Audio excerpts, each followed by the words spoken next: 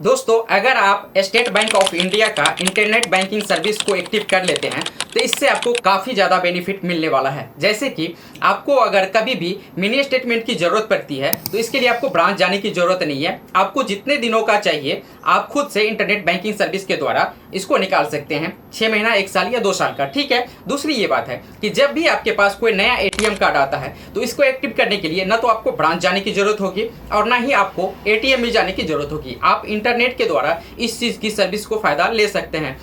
तीसरी ये बात है कि आप किसी भी सर्विस को इंटरनेट बैंकिंग के द्वारा आप मैनेज कर सकते हैं जो कि आपके अकाउंट से रिलेटेड होता है। तो दोस्तों, चलिए हम जानते हैं कि खुद से इंटरनेट बैंकिंग सर्विस को हम एक्टिव कैसे कर सकते हैं। दोस्तों, इसके लिए आपको ज़रूरत होगी अकाउंट नंबर की, आईएफएससी कोड की, नाम की, एटीएम कार्ड की और सीआईएफ नंबर की। ये सब आपको ऑलरेडी मिल जाता है। जब आप अकाउंट खुलवाते हैं तो पासबुक पे आपको सीआईएफ नंबर मिल जाता है, अकाउंट नंबर, आईएफएससी कोड, नाम और ये एटीएम जब आपको मिलेगा तो एटीएम के ऊपर सारा डिटेल्स ऑलरेडी होता है। तो चलिए जानते हैं कि कैसे हम इंटरनेट बैंकिंग सर्विस को चालू कर सकते हैं। तो दोस्तों, इसके लिए हम चले जाते हैं अपने मोबाइल पे। तो चलिए हम अपने मोबाइल में क्या करते हैं, गूगल क्रोम को ओपन करते हैं। गूगल क्रोम को ओपन करने के बाद सर्च बार में यहाँ पे हम टाइप करेंगे एसबीआई नेट बैंकिंग। ठीक है। पहला जो लिंक आएगा इस पर आपको क्लिक करना है। यहाँ पे देख लीजिए। इसके बाद यहाँ पे देख लीजिए कंटिन्यू टू लॉगिन का एक ऑप्शन मिल रहा है। इस वाले सेक्शन पे आपको यहाँ पे क्लिक करना है। दोस्तों, यहाँ पे आप जैसे ही क्लिक करेंगे तो आपके सामने यूजर आईडी या पासवर्ड मिलेगा जो कि आपके पास अभी नहीं है क्योंकि आपने अभी तक नेट बैंकिंग के लिए अप्लाई नहीं किया है। तो इसके बाद आप नीचे में देखेंगे तो आपको एक ऑप्शन दिखाई देगा न्यू यूजर का। तो आपको क्या करना है, सिंपल इस न्यू यूजर वाले ऑप्शन पे क्लिक करना है। इसके बाद पॉपअप खुल के सामने आएगा जहाँ पे कि आपको ओके करने के लिए बोला जा रहा है। तो सिंपल आपको क्या करना है, ओके वाले सेक्शन पे यहाँ पे आपको क्लिक कर देना है। इसके बाद देखेंगे तो आपके सामने न्यू रजिस्ट्रेशन का एक ऑप्शन आएगा। अब आपको क्या करना है, न्यू रजिस्ट्रेशन वाले ऑप्शन पे क्लिक करना है। इसके बाद नेक्स्ट वाले ऑप्शन पे आपको यहाँ पे क्लिक कर देना है। इतना करते ही आपके सामने ऑप्शन खुल के आएगा जहाँ पे कि आपको account number, CIF number, branch code, country और रजिस्टर्ड मोबाइल नंबर आपको पूछा जा रहा है। तो क्या करेंगे, हम बारी बारी से सारे डाटा को यहाँ से फिल कर लेते हैं। सबसे पहले अकाउंट नंबर डालेंगे, इसके बाद आपको सीआईएफ नंबर डालना है, इसके बाद आपको ब्रांच कोड डालना है। ब्रांच कोड बेसिकली आपको आईएफएससी कोड होता है। आईएफएससी कोड के जो लास्ट का 5 अंक होता है वही आपका ब्रांच कोड होता है जो कि आपको यहाँ पे इंटर कर देना है। या फिर अगर आपको नहीं पता है तो गेट ब्रांच नेम पे भी आप सिलेक्ट करके भी कर सकते हैं। इसके बाद आपको यहाँ से कंट्री सिलेक्ट कर लेना है। कंट्री सिलेक्ट करने के बाद आपका जो रजिस्टर्ड मोबाइल नंबर है जो आपके अकाउंट के साथ जुड़ा है वो आपको यहाँ फिल करना है। इसके बाद फैसिलिटी वाइज में यहाँ पे देखना है कि आप क्या क्या सर्विस लेना चाहते हैं, जैसे कि फुल ट्रांजेक्शन राइट है, लिमिट ट्रांजेक्शन राइट है और व्यू राइट है। ठीक है। तो आपको क्या करना है, फुल ट्रांजेक्शन राइट पे ही रखना है क्योंकि इससे आप इंटरनेट बैंकिंग की जो भी सर्विस है वो सारे सर्विस का आप यहाँ पे फायदा उठा सकते हैं। अगर आप व्यू राइट पे रखेंगे तो इसमें आप सारी सर्विस का फायदा नहीं उठा सकते हैं। तो हम क्या करेंगे, यहाँ पे फुल ट्रांजेक्शन राइट पे ही क्लिक रहने देंगे। इसके बाद नीचे देखेंगे तो आपको एक कैप्चर फिल करने के लिए बोला जा रहा है। तो क्या करना है, ये जो कैप्चर है ये कैप्चर आपको इस बॉक्स के अंदर डालना है और इसके बाद नीचे सबमिट का बटन दिख रहा है, इस पे आपको क्लिक कर देना है। इतना करते ही आपके रजिस्टर्ड मोबाइल नंबर पे एक ओटीपी जाएगा, जिस ओटीपी को आपको यहाँ पे फिल करना है। इसके बाद कंफर्म कर देना है। कंफर्म करने के बाद यहाँ पे दोस्तों आपको 2 ऑप्शन दिखाई दे रहा है, I have my ATM card और दूसरा है I don't have my ATM card. अगर आपके पास एटीएम कार्ड है तो आप ऑनलाइन रजिस्ट्रेशन कर सकते हैं बिना ब्रांच गए हुए। लेकिन वहीं पे अगर आपके पास एटीएम नहीं है तो आपको इसके लिए एक्टिवेट करने के लिए ब्रांच जाना पड़ेगा, आप खुद से एक्टिवेट नहीं कर सकते हैं। तो हम क्या करेंगे, I have my ATM card पे आपको क्लिक करना है। अब एक चीज यहाँ पे ध्यान रखनी है कि आपके पास ओरिजिनल एटीएम कार्ड जरूरी नहीं कि होना चाहिए। आपके पास अगर फोटोकॉपी भी उसका है तो भी आप ये काम कर सकते हैं क्योंकि उस पर आपको कार्ड नंबर और सीवीवी नंबर ही चाहिए होता है।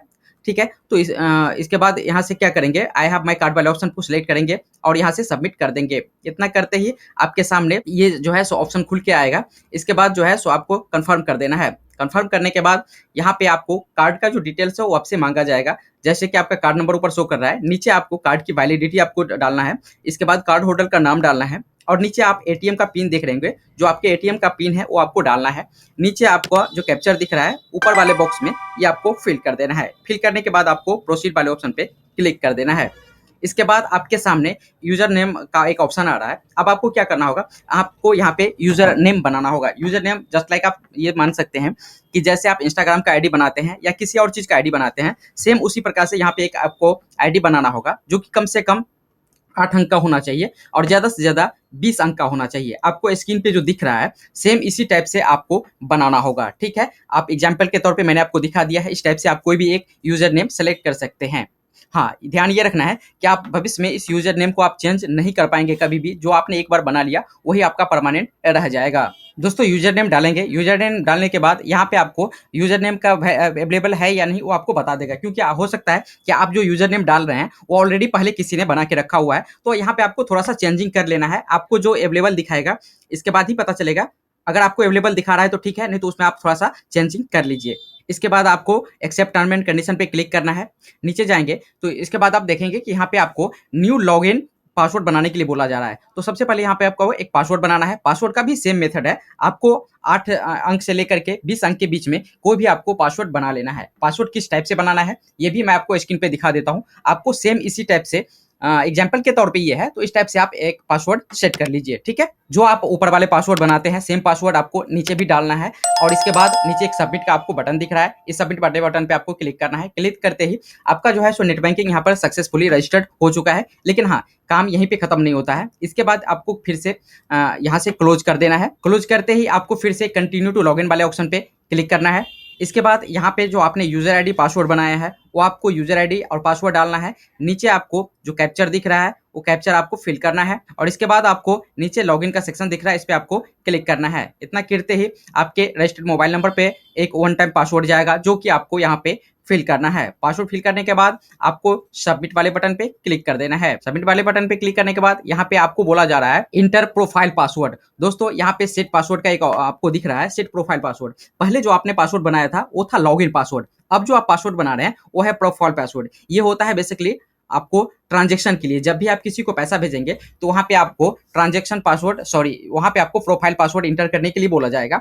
तो इसलिए आपको प्रोफाइल पासवर्ड भी सेम बनाना है। इसमें भी सेम प्रोसेस है, आपको 8 अंक का बनाना है। इसमें ध्यान रखने वाली एक बात यह है कि आपने जो लॉगिन पासवर्ड बनाया था वो सेम पासवर्ड यहाँ पे नहीं होना चाहिए, इसमें चेंजिंग होना चाहिए, ठीक है।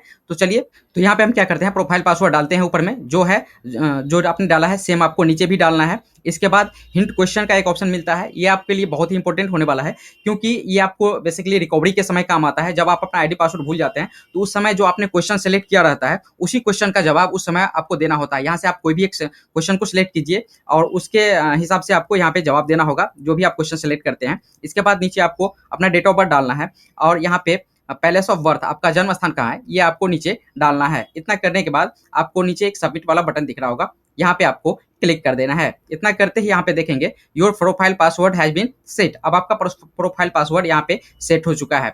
तो दोस्तों आपने देखा कि कैसे हम इंटरनेट सर्विस को एक्टिव कर सकते हैं। अगर आपका भी प्रोसेस कंप्लीट हो गया है और जानकारी अगर आपको अच्छी लगे तो वीडियो को लाइक करके चैनल को सब्सक्राइब कर दीजिए। अगर आप मुझे फेसबुक पे देख रहे हैं तो फॉलो कर लीजिए। नेक्स्ट वीडियो तक के लिए धन्यवाद, बाय बाय।